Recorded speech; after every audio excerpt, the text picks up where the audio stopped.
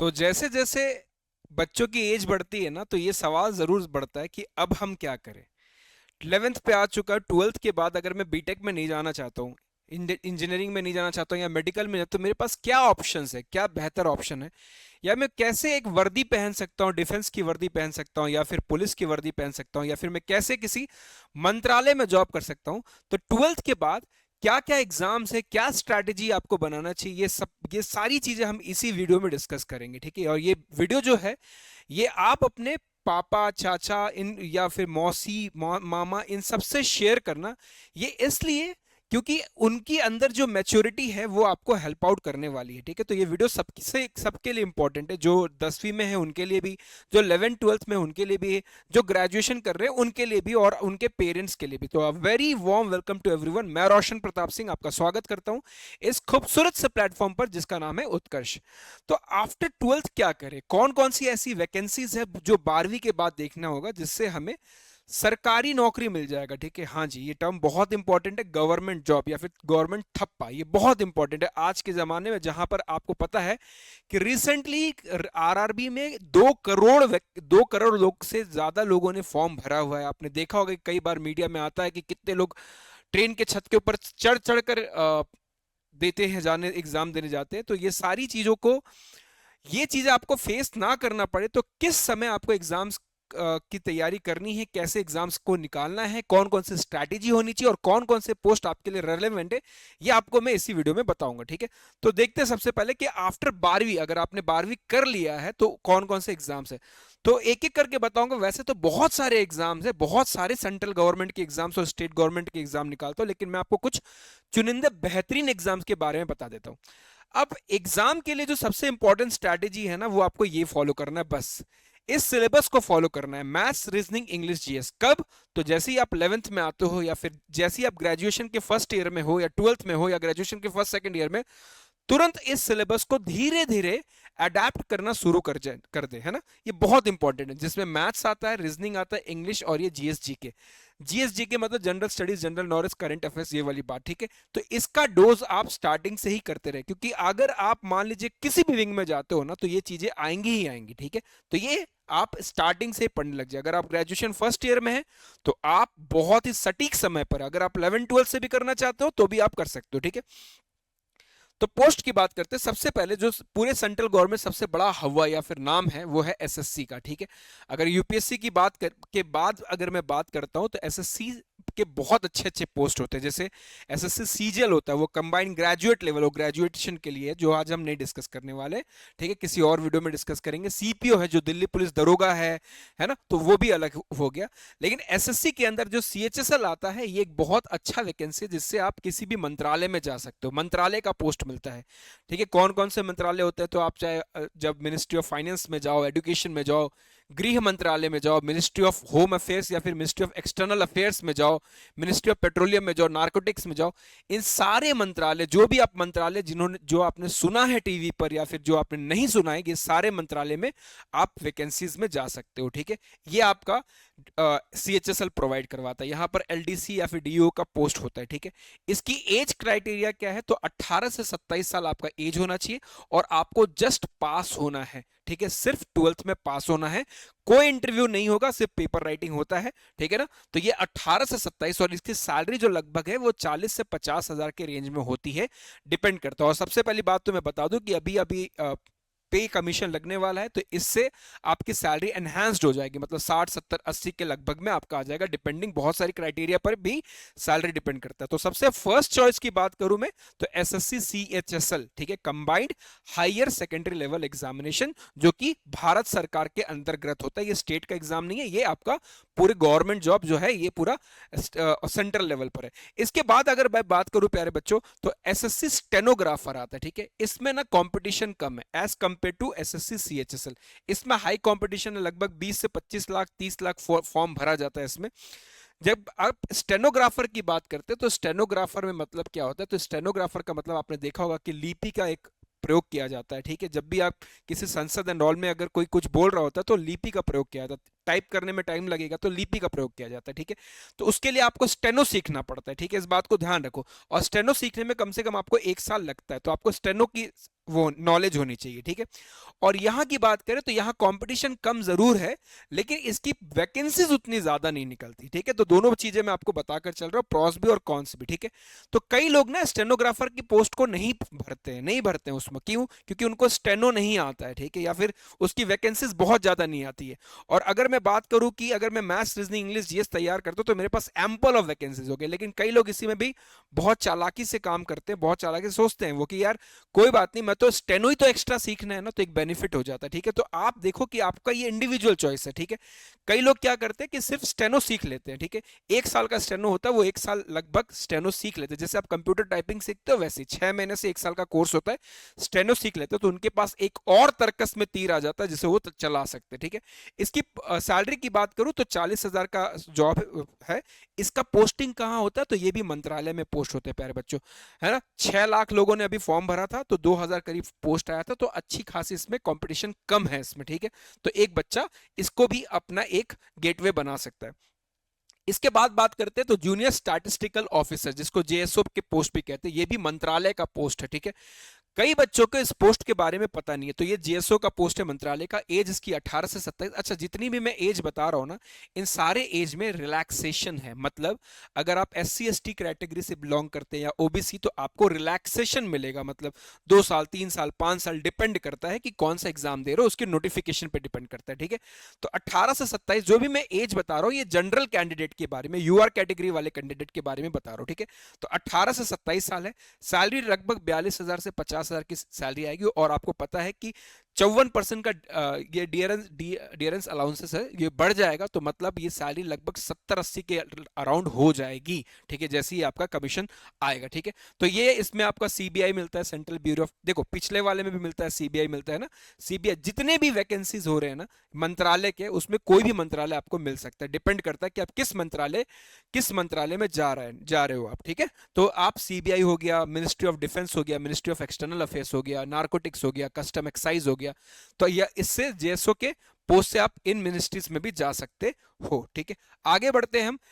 CAPF, ठीक है, एक होता है सीआरपीएफ, वो रिजर्व पुलिस फोर्सेस है, और ये सीएफ है, ठीक है, armed police forces, central armed, ये सारे सेंट्रल वैकेंसीज है प्यारे बच्चों, ठीक है। तो सेंट्रल आर्म्ड पुलिस फोर्सेस। अब कई बच्चों को क्या होता है ना कि कई बच्चों को वर्दी पहनने की बात होती है। देखो इसमें आपको पुलिस की वर्दी नहीं मिलेगी, स्टेनो में आपको पुलिस की वर्दी नहीं मिलेगी, एसएससी सीएचएसएल में नहीं मिलेगी, लेकिन कई बच्चे ये चाहते हैं कि सर मुझे वर्दी लेना है, ठीक है, वो उसकी महक ही अलग होती है, ठीक है। जहां आप फ्लाइंग मशीन या वैन ह्यूसन की शर्ट पहन रहे हो, तो ये शर्ट आप उठा के ना, जैसे गंदा होता फेंक देते हो, कोने में फेंक देते हो कि इसको मेड धोएगी, एंड चाहे धोबी धोएगा, ठीक है।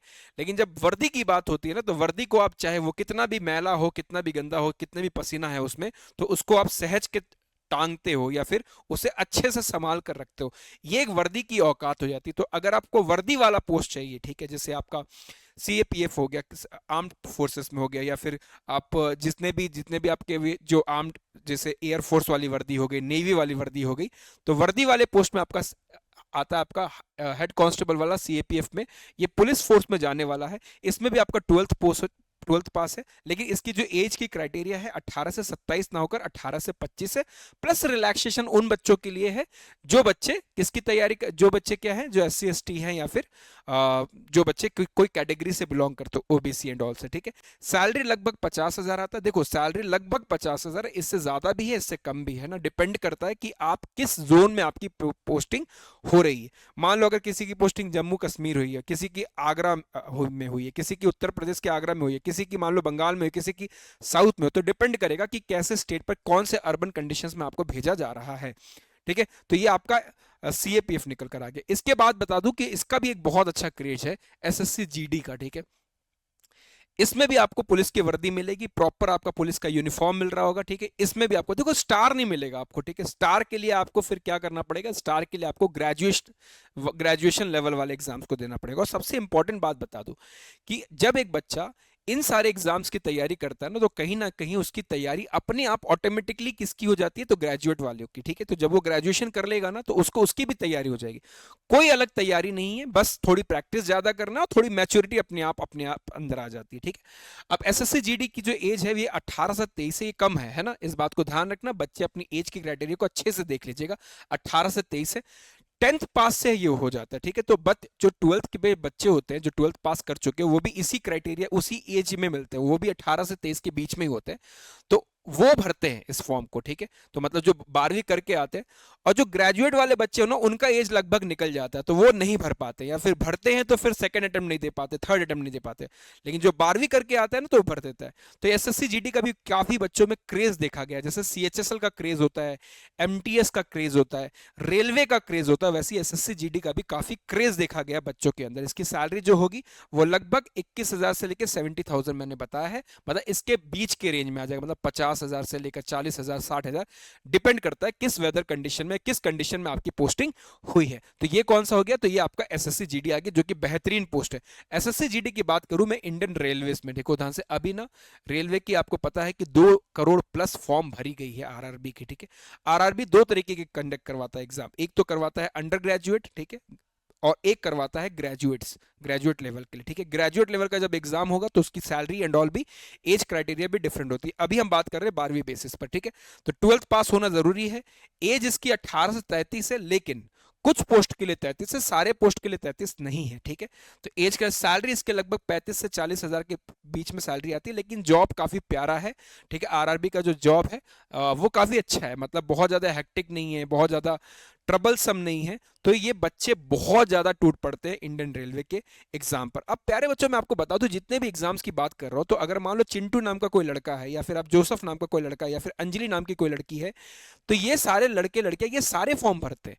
मतलब ये समझो, ये सारे एग्जाम्स एक ही सिलेबस पे डिपेंड करता है, मैथ्स, रीजनिंग, इंग्लिश, जीएस, ये आपका पेट है ना। वही मैथ्स में वही टॉपिक्स आने वाले, वही रीजनिंग के सेम रीजनिंग के टॉपिक होंगे, इंग्लिश के भी सेम टॉपिक और जीएस के भी सेम टॉपिक होंगे, रत्ती भर भी फर्क नहीं है। तो यही बच्चा, मैं आपको बता दूं कि एक बच्चा जब तैयारी करने निकलता है तो वो 4 चीजें की तैयारी करती है, मैथ्स, रीजनिंग, इंग्लिश और जीएस की तैयारी करता है, और उसे नहीं पता होता है कि वो किस एग्जाम में सेलेक्ट होकर निकल जाएगा, ठीक है। कई लोगों के लगातार बहुत सारे 2-3 एग्जाम निकल जाए, उसकी एसएससी जीडी में भी आ गया नाम, उसके एयरफोर्स में भी नाम आ गया, उसका पता लगा कि आपका सीएचएसएल में भी आ गया। क्या उससे अगर आप पूछो कि आपने कुछ अलग किया था इसके लिए, नहीं सर, मैंने वही पेट टॉपिक किया, वही कंसेप्ट्स पढ़े हुए हैं, ठीक है। इसके बाद अगर बात करूं तो आईबी का पेपर आता है। आईबी के 2 तरीके के पेपर होता है, एक आपका 12th बेसिस पर होता है, जिसकी एज 18 से 25 साल है और सैलरी लगभग 45,000 है, और वही सिलेबस है।